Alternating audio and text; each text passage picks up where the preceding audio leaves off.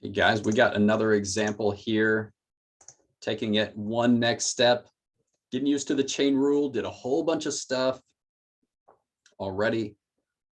Let's check out this next one. Find the equation of the tangent line at x equals 2. We're looking at f of x equals x squared over 1 minus x to the fourth. So we notice that composite function down here in the denominator, 1 minus x being raised to the fourth. So we know we'll need a chain rule on that. Okay.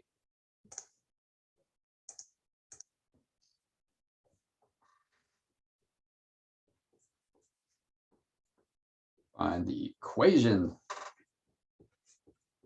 of the tangent line at x equals 2.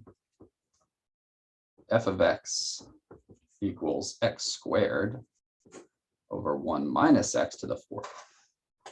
All right, so we'll start with the derivative. We'll need to find the derivative evaluated at 2 to get the slope of the tangent line.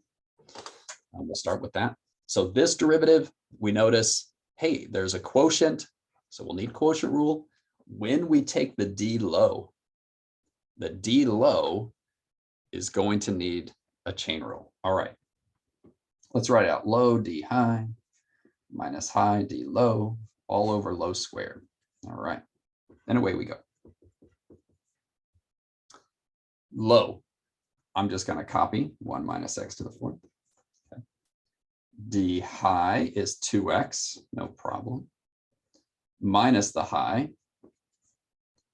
Here we go. Here's the d low times, okay, my inside 1 minus x, my outside the fourth power. So fourth power, drop it to a third, and then copy 1 minus x.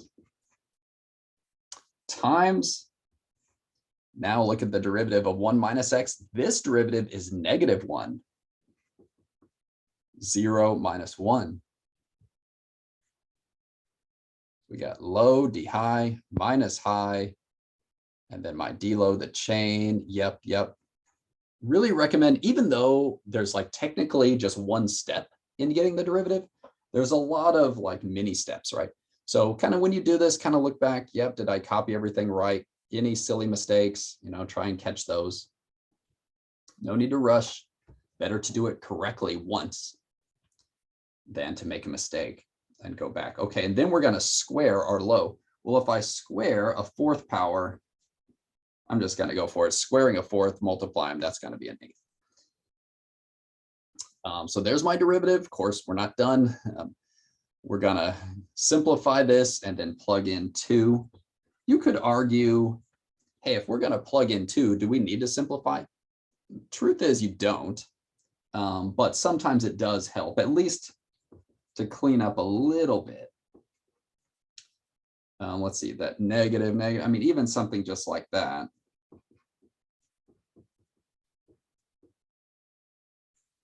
Makes your plugging in go a lot smoother. Okay, let me see if I got this right. So just rearranging the order there, and then positive 4x squared. Okay, check this out. Look, even this numerator, both terms have 1 minus x, 1 minus x, 1 minus x. We could take out that third power from each one of these terms. So we could think of that factoring out, or we can just reduce. So this would be 1 minus x to the first plus 4x squared, 1 minus x to the fifth, if we divide away a 1 minus x to the third power from each.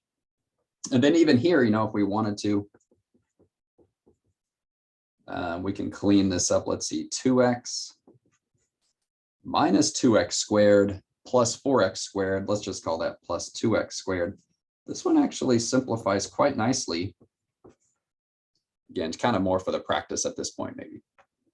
Let's see, 2x minus 2x squared, but then plus 4x squared. Okay. Once we have our derivative, we want to evaluate at 2. Find the equation of the tangent line at x equals 2. I'm just going to grab my calculator at this point. 2 times 2 plus 2 times 2 squared. That gets divided by 1 minus 2 to the 5th, and I got negative 12. For that slope, right? So I know my slope of my tangent line, negative 12. What point does it go through? 2 comma, and I'm going to have to put 2 back into the original. 2 squared over 1 minus 2 to the 4th. I got 4. That's the y value. Y minus 4 equals negative 12, x minus 2, and almost there, negative 12x plus 24, y equals negative 12x plus 28.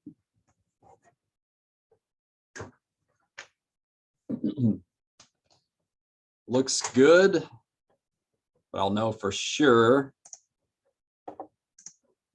once I graph. Let's see, y equals x squared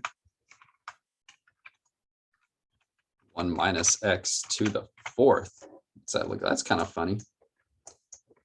A funky little thing it does there at the origin, kind of going up, and then it dips down, hits the origin, and then it looks like there's a vertical asymptote there at 1, which makes sense.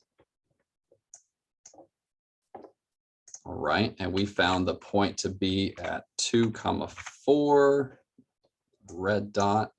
The equation of the line, y equals negative 12x plus 28. And yeah, all right.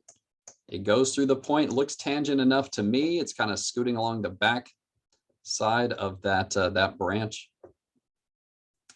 Looks good. All right, everybody. I've got one last thing I want to mention about the chain rule in the next video. See you there.